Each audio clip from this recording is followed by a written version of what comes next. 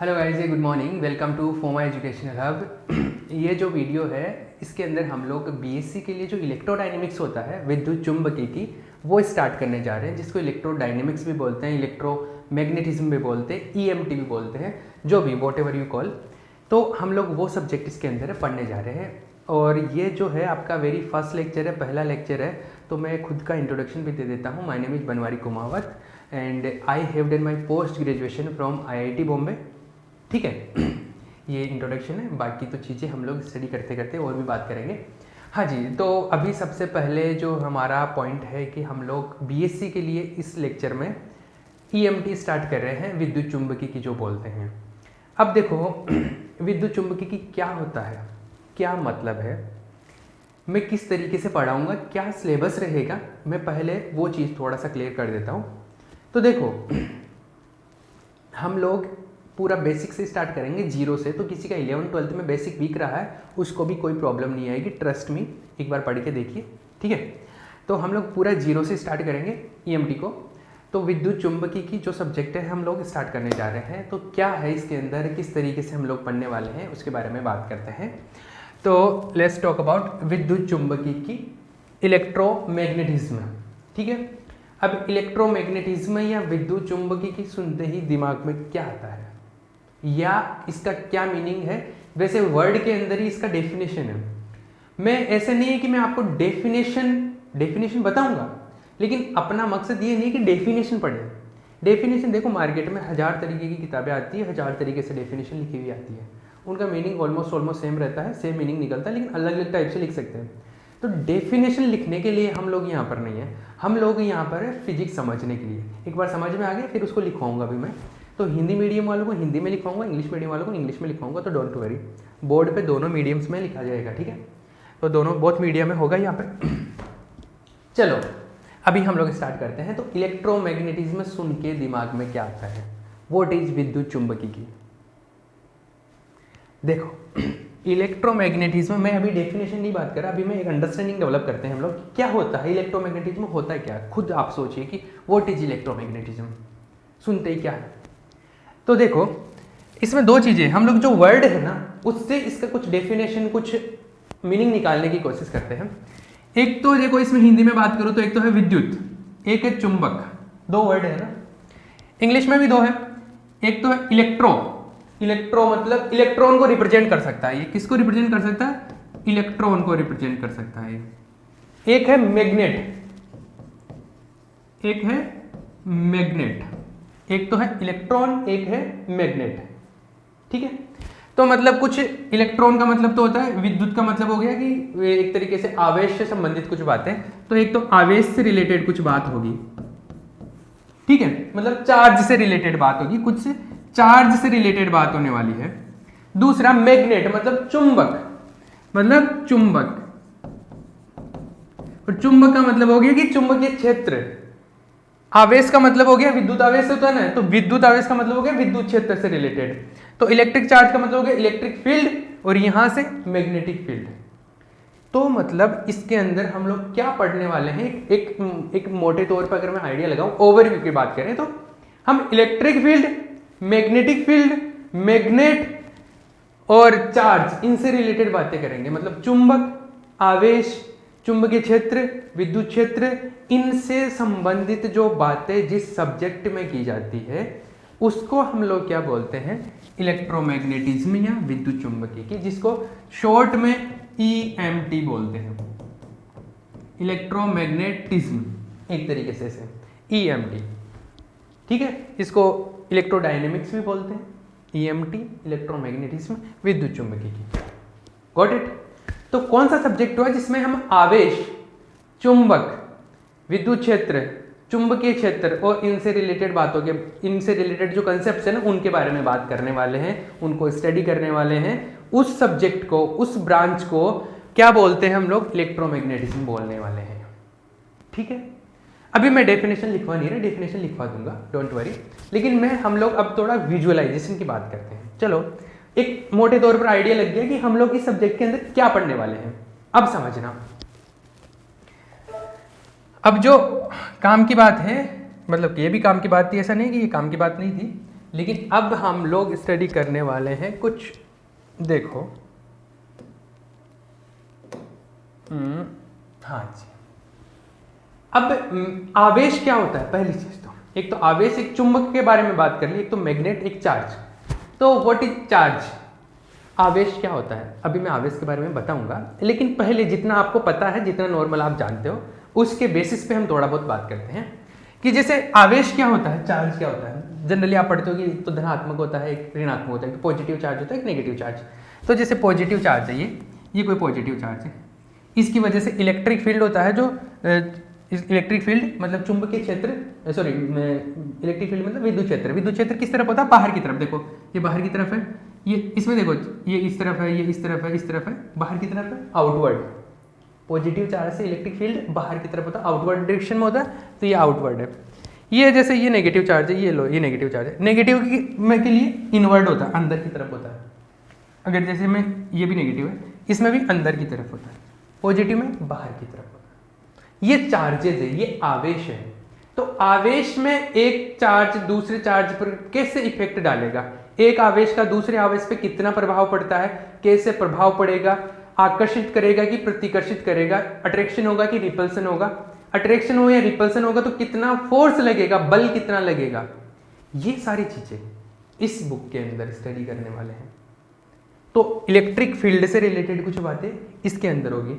अगर ये आवेश यहाँ पर रखा हुआ है, मान लो ये चार्ज है और यहाँ पे कोई नहीं है, ये मतलब दूसरे चार्ज नहीं है, एक बार मैं इनको हटा देता हूँ सबको, ये केवल एक चार्ज है यहाँ पे, ये है ना, इसकी वजह से। अब देखो मैं एक सेकेंड बात करूँ तो यहाँ पे देखो, इसके पास में विद्युत क्षेत्र ज्यादा होगा, इसके पास में इलेक्ट्रिक फील्ड ज्यादा है। फिर ये जहां पर रेड कलर ज्यादा है, इसका मतलब इलेक्ट्रिक फील्ड ज्यादा है। फिर जैसे जैसे दूर जाएंगे, लाल कलर कम हो रहा है, रेड कलर कम हो रहा है ना, मतलब रेडनेस कम हो रहा है, इसका मतलब है कि इलेक्ट्रिक फील्ड क्या हो रहा है, कम हो रहा है, विद्युत क्षेत्र कम हो रहा है। तो इसका फॉर्मूला क्या होता है वो पढ़ेंगे हम लोग, डोंट वरी। अभी जस्ट आप समझो चीजों को कि क्या होने वाला है गेम। तो यहां पर दूर जाएंगे, इलेक्ट्रिक फील्ड कम होगा, तो इसका कुछ ऐसा फॉर्मूला आना चाहिए कि जैसे जैसे आर बढ़े, मतलब दूरी बढ़े, जैसे जैसे डिस्टेंस इंक्रीज हो, क्या होगा, इलेक्ट्रिक फील्ड डिक्रीज होने वाला, कम होने वाला है। तो उसके लिए आपने पढ़ा होगा एक फॉर्मूला, आपने एक हम लोग एक फॉर्मूला पढ़ते हैं, KQ/R, इस टाइप का फॉर्मूला पढ़ते हैं ना। तो R का मान बढ़ने पर इलेक्ट्रिक फील्ड ये होता है, E का मान क्या होता है, कम होता है। तो यहाँ पे ये समझ आ रही है ना चीज कि कैसे क्या हो रहा है, ये हम लोग आगे बात करेंगे, डोंट वरी। लेकिन अभी बस जस्ट जो मैं बता रहा हूँ ना, उस चीज पे फोकस करो कि क्या, अभी केवल आइडिया लेने की कोशिश करो। ये एक आवेश यहाँ पे रखा हुआ है, एक चार्ज यहाँ पर है, इसकी वजह से मैं यहाँ पर कुछ कैलकुलेट, यहाँ पर विद्युत विभव का मान कैलकुलेट करना चाहता हूँ, यहाँ पे इलेक्ट्रिक पोटेंशियल कैलकुलेट करना चाहता हूँ। अब विद्युत विभव क्या होता है, इलेक्ट्रिक पोटेंशियल का क्या मीनिंग है, वो मैं बताऊंगा, डोंट वरी। अभी मैं बोल रहा हूँ कि जितना आपको पता है बस वो सुनते जाओ। तो यहाँ पर अगर विभव का मान कैलकुलेट करना इलेक्ट्रिक पोटेंशियल का, तो वो क्या होगा, कितना होता है। अगर मान लो कि ये आवेश थोड़ा बड़ा कर दो, मान लो कि एक गोला है, एक स्फीयर है, अगर स्फेरिकल शेप का कोई पार्टिकल है, उसका रेडियस r है, उसकी त्रिज्या r त्रिज्या का एक गोला, तो उसकी वजह से विभव क्या होगा, उसकी वजह से इलेक्ट्रिक फील्ड क्या होगा। अगर इस टाइप की चीजें कैलकुलेट करनी है तो वो कहाँ करेंगे, इस बुक के अंदर। Are you getting my point, समझ आ रहा है ना। चलो देखो मैं कुछ चीज़ें दिखाता हूँ आपको। अगर ये है, हाँ चलो ठीक है, ये इसकी वजह से मुझे यहाँ पर कुछ कैलकुलेट करना है। जैसे अगर वोल्टेज कैलकुलेट करना है, अगर मैं बात करूँ, जैसे मान लो यहाँ से इतनी दूरी पर, यहाँ से इतनी दूरी पर मुझे वोल्टेज कैलकुलेट करना है। यहाँ से ये कितनी दूरी हुई, जैसे ये एक मीटर स्केल है अपने पास में, तो इससे हम लोग मेजर कर सकते हैं यहाँ से कितनी दूरी हुई, ये डिस्टेंस। तो देखो यहाँ से ये डिस्टेंस हुई करीबन 192 सेंटीमीटर के आसपास। तो इससे 192 सेंटीमीटर के आसपास अगर मुझे विभव पोटेंशियल कैलकुलेट करना है तो वो कितना आएगा। तो हम लोग यहाँ पर क्या करेंगे, देखो एक लाइन बना देता हूँ मैं, ये लाइन बना दी। तो इस बाउंड्री पे कितनी, ये r डिस्टेंस हो गई, एक तरीके से r रेडियस हो गई, तो इसके हर एक पॉइंट पर पोटेंशियल बराबर होगा। देखो कितना है, यहाँ पर ये मेजर किया हमने 4.751 वोल्ट, मतलब करीबन 4.5 वोल्ट के आसपास, 4.7 वोल्ट के आसपास यहाँ पर मिला मुझे। तो और इसके ये डिस्टेंस बराबर है, तो हर एक पॉइंट पर पोटेंशियल विभव का मान क्या होता है, बराबर होता है। इस हर एक पॉइंट, इसके ऊपर जो भी पॉइंट आएंगे उनको इक्विपोटेंशियल पॉइंट बोलते हैं। सम विभव बिंदु नाम सुना होगा कुछ ऐसा। वो जो सारी चीजें हैं वो इस बुक के अंदर ही हम लोग स्टडी करने वाले हैं। मैं एक एक चीज़ें इंट्रोड्यूस कर रहा हूँ कि जैसे अगर यहाँ पे कैलकुलेट करना, यहाँ पे एक लाइन बना लो, ये यहाँ पर एक लाइन बना लो, ये जो इस टाइप के ये जो बन गए ना गोले, ये स्फीयर, इनको आप बोलते हैं समविभव पृष्ठ। याद आया कुछ? इक्विपोटेंशियल सरफेसेस, ये इक्विपोटेंशियल सरफेसेस आपके, हिंदी मीडियम वाले इंग्लिश मीडियम वाले दोनों फोकस करना, ठीक है। तो यहाँ पर कितना पोटेंशियल होगा, यहाँ पे कितना पोटेंशियल होगा, देखो यहाँ पर 4.8 है, यहाँ पे 3.3 है, यहाँ पे 2.4 है। इस तरीके से हम लोग आगे भी बना सकते हैं, इस तरीके से हम लोग कंटिन्यू चल सकते हैं। आ रही बात समझ में? जैसे जैसे दूर जा रहे हैं चार्ज से, जैसे जैसे आवेश से दूर जा रहे हैं, इसका प्रभाव, इसका इफेक्ट कम हो रहा है, चमक रहा है। Are you getting my point? चलो, ये जो भी दिख रहा है ये यहाँ पर है। एक तो ये बात हो गई कि हम लोग क्या पढ़ने वाले हैं इस बुक के अंदर, इलेक्ट्रिक फील्ड के बारे में बात करने वाले हैं, मतलब आवेश, विद्युत विभव, electric potential, electric field, charge, इन सब के बारे में हम लोग इसके अंदर बात करेंगे बुक के अंदर, ठीक है। दूसरी चीज के बारे में बात करते हैं हम लोग। अब एक आवेश के बारे में ये बात होगी, अगर दो आवेश पास पास में आ जाए तो उनका क्या इफेक्ट होगा, एक दूसरे के ऊपर क्या इफेक्ट डालेगा? हाँ, फोर्स लगाता है, उस फोर्स को बोलते हैं कूलाम बल, कूलाम फोर्स बोलते हैं उसको। और जो कूलाम फोर्स होता है, कूलाम बल जो होता है, उसका मान कितना होता है, उसका वैल्यू कितना होता है, वो भी आप पढ़ के आए हो। नहीं आता कोई दिक्कत नहीं, लेकिन मैं बता रहा हूं कि आपको कितना चीजें थोड़ा बहुत आइडिया है। तो उसके बारे में अगर हम लोग बात करें कूलाम फोर्स के बारे में, तो जैसे एक ये चार्ज है, एक आवेश ये है, एक आवेश ये है। जैसे हमने बताया कि दो टाइप के होते हैं चार्ज, मैं इनको बताऊंगा, डिटेल में लिखवाऊंगा, अभी चिंता मत करो, अभी पहले सुनते जाओ मेरी बात। दो चार्ज है, दो आवेश है, एक धनात्मक है, एक ऋणात्मक है, एक पॉजिटिव है, एक नेगेटिव है। एक ये जैसे या दोनों पॉजिटिव है या दोनों नेगेटिव है, तो हमारे को ये पता है पहली चीज तो कि चार्ज दो टाइप के होते हैं, आवेश दो प्रकार के होते हैं, धनात्मक और ऋणात्मक। आपने ये भी पढ़ा होगा, धनात्मक प्रतिकर्षित करते हैं, ऋणात्मक भी प्रतिकर्षित करते हैं। तो इक्वल जो होते हैं, सेम टाइप के होते हैं, सेम क्या करते हैं, रिपल्सन करते हैं। ऑपोजिट क्या होते हैं, अट्रैक्ट होते हैं। विपरीत आवेश आकर्षित करते हैं। तो देखो, ये भी धनात्मक है, ये भी धनात्मक है, ये भी पॉजिटिव है, ये भी पॉजिटिव है। अगर इसको मैं पास में लाऊं, इसको पास में लाऊं, तो इसके ऊपर फोर्स कितना लगेगा? तो फोर्स का एक फॉर्मूला दिया कूलाम ने, Q1 Q2 अपॉन R²। ये इसको कूलाम फोर्स बोलते हैं, इलेक्ट्रोस्टैटिक फोर्स भी बोलते हैं इसको, विद्युत बल, स्थिर वैद्युतिक बल बोलते हैं इसको। इस फॉर्मूले से हम लोग इसमें इन दोनों के बीच में कितना फोर्स लगेगा, कितना बल लगेगा, वो कैलकुलेट कर सकते हैं। कितनी दूरी है इनके बीच में, ये जो दूरी है वो कितनी है। देखो, R नीचे है, मतलब R बढ़ेगा तो फोर्स कम होगा, मतलब जैसे जैसे दूरी बढ़ती है तो क्या होता है, बल कम हो जाता है। Q ऊपर है तो आवेश का मान बढ़ता है, चार्ज का अगर वैल्यू बढ़ेगा तो फोर्स बढ़ेगा। तो इसका ये चार्ज, इसका चार्ज और इसका चार्ज, अगर वैल्यू बढ़ रहे हैं, चार्ज के वैल्यू बढ़ रहे हैं, आवेश के मान बढ़ रहे हैं, तो क्या होगा, तो भी क्या होने वाला है, इसके फोर्स का वैल्यू बढ़ेगा, बल का मान बढ़ेगा। Got it? तो चलो, जो भी है एक बार हम लोग इसके अंदर देखते हैं क्या होने वाला है। इस चीज को समझना, जैसे इसका अगर इसको मैं पास लेके आऊंगा तो फोर्स बढ़ेगा, क्योंकि दूरी कम होगी, डिस्टेंस कम होगा तो फोर्स बढ़ेगा, बल बढ़ेगा। तो देखो, पहली चीज तो ये पॉजिटिव है, ये भी पॉजिटिव, दोनों धनात्मक है। धनात्मक है तो क्या करेंगे, प्रतिकर्षित करेंगे, मतलब ये इसको धक्का मारेगा, ये इसको धक्का मारेगा। तो देखो, इसको पास में ला रहा हूँ, इसको पास में ला रहा हूँ। तो देखो, ये जो ये एरो का मार्क है ना, तीर का निशान, ये बढ़ रहा है, इसका मतलब फोर्स का मान बढ़ रहा है, इसकी साइज बढ़ रही है ना तीर की, ये एरो बढ़ रहा है, इसका मतलब कि फोर्स का मान बढ़ेगा। जैसे मैं चार्ज का वैल्यू बढ़ा रहा हूँ, जैसे इसका चार्ज है, इसका चार्ज कर दिया मैंने, ये कर दिया इसका, एक सेकेंड, दोनों का चार्ज बढ़ा रहा हूँ। देखो, चार्ज जैसे जैसे बढ़ेगा, ये क्या करेंगे, धक्का मारेंगे। धक्का मारने का मतलब ये इसके ऊपर फोर्स लगाएगा, ये इसके ऊपर। तो जैसे जैसे फोर्स, चार्ज का मान बढ़ेगा, फोर्स का वैल्यू बढ़ेगा। देखो, मैं बढ़ा रहा हूँ उसको, तो ये है ना, और भी ज़्यादा धक्का मारेगा, ये भी धक्का मारेगा, मतलब बल ही तो बढ़ेगा। देखो, और भी, ये पीछे झुक के और भी धक्का मारा, ये भी देखो, और भी। अगर मैं कम करता हूँ तो देखो, कम होता फोर्स, इसके इनके पाँवों से देख सकते हो आप, मतलब ज़्यादा धक्का मारने के लिए और ऐसे और होने पड़ेगा इनको। तो देखो, अभी और ज़्यादा धक्का मारा है इस तरीके। अगर देखो और पास में लाऊंगा तो और ज़्यादा धक्का मारेगा, मतलब और फोर्स बढ़ेगा। देखो, इसको देखना, इसको ये कितना फोर्स लगा रहा है, पाँव पीछे हो जाएगा, इसको ऐसे बहुत जोर लगाएगा।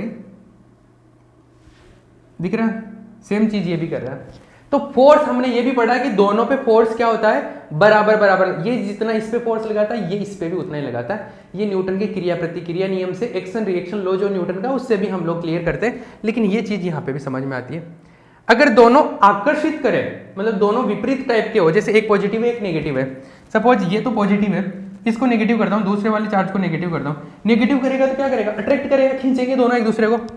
तो देखो ये नेगेटिव कर दिया, अब देखो खींचने वाली पोजीशन में आ गया, अब पीछे की तरफ डायरेक्ट, पहले तो धक्का मार रहे थे, अब खींच रहे, देखना दोनों ये खींच रहे हैं, पीछे की तरफ खींच रहे हैं ना। जैसे और पास में ले जाऊँ तो देखो इसको, ये बिल्कुल पीछे झुक गया, ये भी पीछे झुक गया, और नजदीक ले जाऊँ और झुक जाएंगे। इसका मतलब अट्रैक्ट कर रहे हैं, ये एक दूसरे को खींच रहे हैं। एरो का मान भी बढ़ रहा है ना, इससे भी पता चल रहा है कि फोर्स का वैल्यू क्या हो रहा है, बढ़ रहा है। जैसे दूर ले जाऊंगा तो ये क्या हो, ये छोटा हो रहा है, इसका मतलब कि फोर्स कम हो रहा है, ये लिखा हुआ भी आ रहा है, देखो फोर्स का वैल्यू कितना है। तो दूर ले जाऊंगा तो फोर्स कम हो रहा है, कम हो रहा है, कम हो रहा है, कम हो रहा है, ऐसे कम होते जाएंगे, कम होते जाएंगे इस तरीके से, ठीक है। ये चीजें हैं। तो ये फोर्स एक दूसरे पर, दो चार्ज हो गए तो किस तरीके से लगाएंगे, उनका फोर्स कितना होता है, ये बेसिक अंडरस्टैंडिंग जो है वो यहां से डेवलप होती है। इससे रिलेटेड जो भी बातें करेंगे कूलाम्ब फोर्स से रिलेटेड, वो हम लोग इलेक्ट्रोमैग्नेटिज्म में स्टडी करने वाले हैं। 1 सेकेंड। हाँ जी, तो आपको क्लैरिटी आ रही है ना इसके अंदर, 1 सेकेंड। हाँ ठीक है, क्लैरिटी है, हाँ जी। तो ये कूलाम्ब फोर्स से रिलेटेड जो भी बात होगी किसके अंदर होगी, इसके अंदर होगी, इलेक्ट्रोमैग्नेटिज्म में, विद्युत चुंबकी के अंदर होगी। क्लियर, आगे बात करते हैं। अगर हम लोग अब चार्ज से रिलेटेड बात तो होगी, आवेश से रिलेटेड बात होगी कि हाँ आवेश के बारे में, चार्ज के बारे में, उसके इलेक्ट्रिक फील्ड, उसके इलेक्ट्रिक पोटेंशियल, आवेश, विद्युत क्षेत्र, विद्युत विभव से रिलेटेड बात करेंगे इसके अंदर। दूसरी चीज होगी, एक से ज्यादा आवेश होते हैं तो उनके बीच में कैसे फोर्स लगेगा, कितना फोर्स लगेगा, रेडियस डिस्टेंस पे कैसे डिपेंड करेगा, वो सारी चीज इसके अंदर स्टडी करेंगे। उसके बाद में सुनना, हम लोग दूसरी चीज के बारे में बात करते हैं।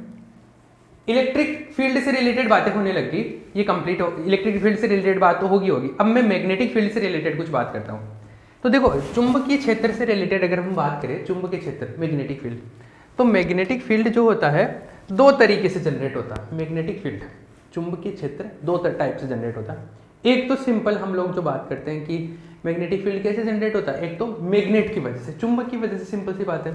जैसे चार्ज की वजह से, आवेश की वजह से इलेक्ट्रिक फील्ड होता है, विद्युत क्षेत्र होता है, वैसे ही चुंबक की वजह से चुंबकीय क्षेत्र होता है, मैग्नेट की वजह से मैग्नेटिक फील्ड। तो जैसे ये मैग्नेट है, इस एक सेकेंड,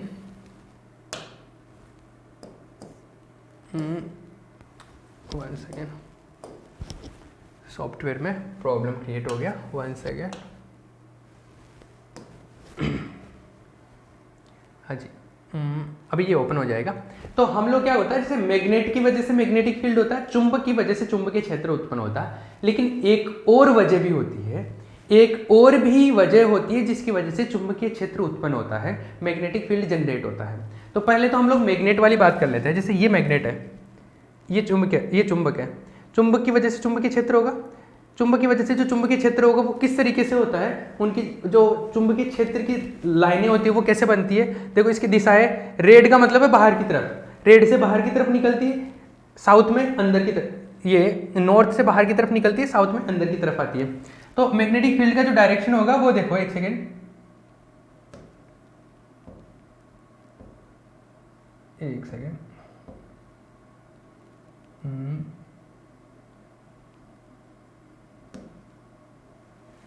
देखो ये मैग्नेट है, तो इसमें प्लस ये जो रेड कलर है, रेड कलर का मतलब है कि रेड की तरफ है।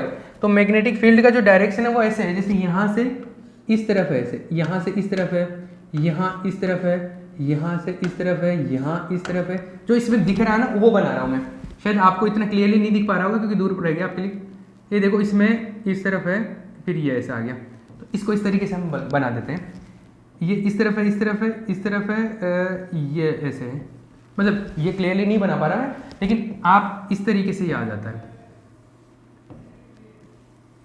इस तरीके से, समझ रहे हो। नॉर्थ से बाहर निकलता है साउथ से, और अंदर की तरफ देखो, अंदर ये इस तरफ होता है, साउथ से नॉर्थ की तरफ। तो इनसाइड जो होता है साउथ से नॉर्थ की तरफ होता है, और जो बाहर होता है वो नॉर्थ से साउथ की तरफ होता है। ये इलेक्ट्रिक फील्ड होता है। अगर आपको ये कंपास रहा है, कंपास से आप मेजर भी कर सकते हो किस डायरेक्शन में है। देखो एक बार मैं बताता हूँ इसको कि यहाँ पर मैं अगर कंपास लेके आता हूँ, जैसे कंपास की डायरेक्शन है ये रेड इस तरफ शो कर रहा है, इसका मतलब है कि रेड इस तरफ शो कर रहा है, मतलब यहाँ पे मैग्नेटिक फील्ड का डायरेक्शन इस तरफ है, तो ये ऐसे आता है तो ये इस तरफ ही तो आ जाता है। अगर यहाँ पे बात करूँ तो यहाँ पे इस तरफ रहना चाहिए। देखो यहाँ पे अगर एग्जैक्टली बात करूँ, देखो नॉर्थ से बाहर की तरफ निकलता है तो रेड कलर जिस डायरेक्शन में होता है वो डायरेक्शन को बताता है, तो रेड कलर इस तरफ है, मतलब मैग्नेटिक फील्ड चुंबकीय क्षेत्र की दिशा इस तरफ है। तो ये हम लोग मैग्नेटिक फील्ड इस अगर मेजर करना है तो देखो ये मीटर है कि इससे कितना पता चला है, मैग्नेटिक फील्ड का मान 2.63, अलग अलग जो भी वैल्यू है जितनी दूर पास के हिसाब से मैग्नेटिक फील्ड को मेजर कर सकते हैं हम लोग, कितना आ रहा है, अंदर 220 है तो बाहर अंदर जो भी है मेजर करना है। ये मैग्नेटिक फील्ड से रिलेटेड जो भी बातें होगी वो भी इसमें करेंगे, लेकिन आपके जो सिलेबस के अकॉर्डिंग चीज़ें हैं उसमें हम लोग मैग्नेटिक फील्ड में बोल रहा था कि दो तरीके से होता है, एक तो मैग्नेट की वजह से होता है, बट इस पे हम लोग ज़्यादा फोकस नहीं करेंगे। हमारा एक दूसरा फोकस जो होगा दूसरी बात पे होगा, मैग्नेटिक फील्ड इसकी वजह से तो होता ही है, चुंबक की वजह से तो होता ही, मैग्नेट की वजह से होता है, लेकिन एक दूसरी वजह से और होता है, और वो होता है किसकी वजह से, इलेक्ट्रिक फ्लक्स जो होता है, विद्युत फ्लक्स होता है, उसके मान में जब परिवर्तन होता है उसकी वजह से भी होता है। मतलब आप अगर किसी वायर के अंदर एसी करंट फ्लो करवाते हो, एसी फ्लो करवाते हो, प्रत्यावर्ती धारा प्रवाहित करवाते हो, तो उसकी वजह से भी चुंबकीय क्षेत्र उत्पन्न हो सकता है। कैसे, देखो उस चीज को हम लोग फेराडे के नियम में जाके पढ़ते हैं। तो जैसे अगर फ्लक्स का मान चेंज होता है, अगर फ्लक्स का मान चेंज होता है तो उसकी वजह से भी करंट फ्लो होता है, और करंट फ्लो होता है तो उसकी वजह से मैग्नेटिक फील्ड भी जनरेट हो जाता है। तो देखो मैं यहाँ पर इसकी चुंबक की वजह से करंट फ्लो होने वाली चीज बता रहा हूँ, फिर वो उल्टा भी होता है, वो हम लोग आगे जब कंटिन्यू चैप्टर पढ़ेंगे ना तब जाकर उसको डिस्कस करेंगे। अभी बस ये चीज पे फोकस कर लो। जैसे मैग्नेट को इधर लेके आऊंगा, तो मैग्नेट को इधर लेके आने पे क्या हो रहा है, मैग्नेट को इधर लेने पे ये जैसे क्या कुंडली बनी हुई है, कोयल बना हुआ है, तो इस कोयल में क्या होगा, चुंबकीय फ्लक्स में परिवर्तन होगा, चेंज होगा मैग्नेटिक फील्ड में, मैग्नेटिक फ्लक्स में चेंज होगा। मैग्नेटिक फ्लक्स ये क्या होता है ये बाद में बताऊंगा, अभी बस जस्ट सुन लो। तो जैसे इसको पास में लाऊंगा, देखो ये बल्ब जल रहा है, अभी बल्ब में कोई करंट नहीं, इस वायर में कोई धारा प्रवाहित नहीं हो रही, तो बल्ब ऑफ है, ये ऑफ कंडीशन में, वोल्टेज 0 है। जैसे मैं इसको पास में लाऊंगा, पास में नहीं मतलब इसको मूव कराऊंगा, ये गतिशील होता है, तो इसकी वजह से क्या होता है, फ्लक्स में चेंज होता है। इसको इधर लेके फ्लक्स में जैसे चेंज होगा, और फ्लक्स में परिवर्तन के कारण धारा प्रवाहित होती है, फ्लक्स में जैसे चेंज होता है उसकी वजह से क्या होता है, करंट फ्लो होता है। उसको फेराडे ने बताया था, तो फेराडे के जो नियम है, फेराडे के जो लॉ है वो डिस्कस करने वाले हैं आगे एक चैप्टर में जाके, ठीक है। तो हम लोग फेराडे के लॉ यहाँ पे जाके डिस्कस करेंगे। तो वहां पे ये बात करेंगे कि जैसे यहाँ पर मैग्नेटिक फील्ड चेंज हुआ तो करंट प्रोड्यूस हुआ, हो रहा है, करंट प्रोड्यूस हुआ, इसमें करंट फ्लो होता है, इसमें धारा प्रवाहित होती है, उसी की तो वजह से यहाँ पे बल्ब जल रहा है। पहले बल्ब नहीं जल रहा, मतलब करंट फ्लो नहीं हो रहा। अब इसको पास में लेके जाऊंगा या दूर लेके आ रहा हूं, तो उसके वजह से चुंबकीय फ्लक्स परिवर्तित होगा। यहाँ पे देखो वोल्टेज भी चेंज हो रहा है, वोल्टेज का मान भी चेंज हो रहा है, दिख रहा है। दूसरी चीज, हाँ ये तो चेंज तो हो रहा है, लेकिन चेंज किस तरीके से हो रहा है, देखो अभी फ्लक्स दिख नहीं रहा ना, अभी फील्ड लाइंस को शो करते हैं हम लोग। देखो अभी देखो ये फील्ड लाइंस दिख रही है आपको, अगर पास या दूर जाऊंगा तो इस कुंडली से गुजरने वाली जो फील्ड लाइंस है, इस कुंडली से, इस कॉइल से जो पास होने वाली क्या है, चुंबकीय क्षेत्र की रेखाएं हैं, उनकी संख्या कम ज्यादा होगी, उनकी संख्या कम ज्यादा होगी। नंबर अगर चेंज हो रहा है तो उसकी वजह से फ्लक्स भी चेंज होगा, और फ्लक्स अगर चेंज हो गया तो उसकी वजह से करंट फ्लो होगा। सेम और उसी तरीके से करंट फ्लो हो रहा है। सेम दूसरी चीज ऐसे भी होता है कि अगर करंट में चेंज होता है, करंट जैसे एसी है तो एसी कंटिन्यू चेंज होता रहता है, और करंट में चेंज होता है उसकी वजह से ये उल्टा भी होता है, मैग्नेटिक फील्ड भी जनरेट होता है। मतलब गतिशील जो आवेश होता है, मूविंग चार्ज होता है, वो भी मैग्नेटिक फील्ड जनरेट करता है। गतिशील आवेश भी चुंबकीय क्षेत्र उत्पन्न करता है। वो कैसे करता है, क्या होता है, वो सारी चीज़ों के बारे में हम लोग बात करेंगे, बट वो आगे बात करेंगे। अभी जस्ट इंट्रोडक्शन है, ये जो सारी बातें होगी फेराडे से रिलेटेड, वो भी हम लोग लास्ट यूनिट तक जाते जाते सारी चीज़ों के बारे में डिस्कशन करेंगे। क्लियर है ये बात? ये चीज़ तो हो गई यहाँ पे कि हम लोग इस बुक के अंदर क्या पढ़ने वाले हैं। इस बुक के अंदर हम लोग पढ़ने वाले हैं चार्ज के बारे में, आवेश के बारे में, विभव, पोटेंशियल, विद्युत क्षेत्र, इलेक्ट्रिक फील्ड, मैग्नेटिक फील्ड, चुंबकीय क्षेत्र, और फिर और भी चीज़ों के बारे में स्टडी करेंगे जो कि एडवांस पोर्शन होगा, जो कि आप 12th में पढ़ के आए हो, उस टाइप की थोड़ी थोड़ी चीज़ें, उसका एडवांस पोर्शन यहाँ पर है। क्लियर है? जब इसके अंदर मैं नोट्स लिखवाऊंगा, डोंट वरी, ये तो इंट्रोडक्शन वाला पार्ट था तो अभी मैं कुछ लिखवा नहीं रहा हूँ। अभी जस्ट एक आपको एक अंडरस्टैंडिंग होनी चाहिए कि सब्जेक्ट के अंदर हम लोग क्या पढ़ने वाले हैं, तो बस मैं वो चीज़ बताने की कोशिश कर रहा था यहाँ। क्लियर है? चलो ये बात होगी क्लियर। अब हम लोग, अभी तो मैंने कुछ भी नहीं लिख पाया, अभी तो मैंने ये भी नहीं बताया कि सब्जेक्ट का डेफिनेशन क्या है। तो फिर मैं फिर से बोल रहा हूँ कि डेफिनेशन का मतलब ये नहीं कि डेफिनेशन रट ली ये बोल दी, डेफिनेशन का कोई मीनिंग नहीं होता। आप किस सेंस में उस सब्जेक्ट को पढ़ने वाले हो उसके अकॉर्डिंग आपको डेफिनेशन बनानी है। मैं लिखवा दूंगा एग्जाम में लिखने के लिए, क्योंकि एग्जाम में सब्जेक्टिव पेपर होता है तो आपको लिखना भी पड़ेगा, ठीक है। तो किस तरीके से लिखना है वो चीज़ मैं बताऊंगा, नोट्स में प्रॉपर लिखवाऊंगा, हिंदी मीडियम इंग्लिश मीडियम, तो डोंट वरी अबाउट दैट, उसकी कोई चिंता करने की ज़रूरत नहीं है आपको। क्लियर? तो पहले छोटी छोटी चीज़ों के बारे में बताऊंगा मैं नेक्स्ट लेक्चर से। पहले इलेक्ट्रोमैग्नेटिज्म की डेफिनेशन देखेंगे, फिर आवेश के बारे में पढ़ेंगे, चार्ज के बारे में, फिर विभव, इलेक्ट्रिक फील्ड, इलेक्ट्रिक पोटेंशियल, उनके बारे में स्टडी करेंगे, ठीक है। और फिर उसके बाद में थोड़ा सा हम लोग सदिश और अदिश के बारे में बात करेंगे, वेक्टर फील्ड और स्केलर फील्ड के बारे में, तो वो क्या होता है उसको सब कुछ हम लोग स्टडी करने वाले हैं। क्लियर है? अब हम लोग यहीं पे इस लेक्चर को ख़त्म करते हैं, बाकी की इन्फॉर्मेशन नेक्स्ट वीडियो के अंदर मिलेगी आपको। ओके, चलो ठीक है, बाय।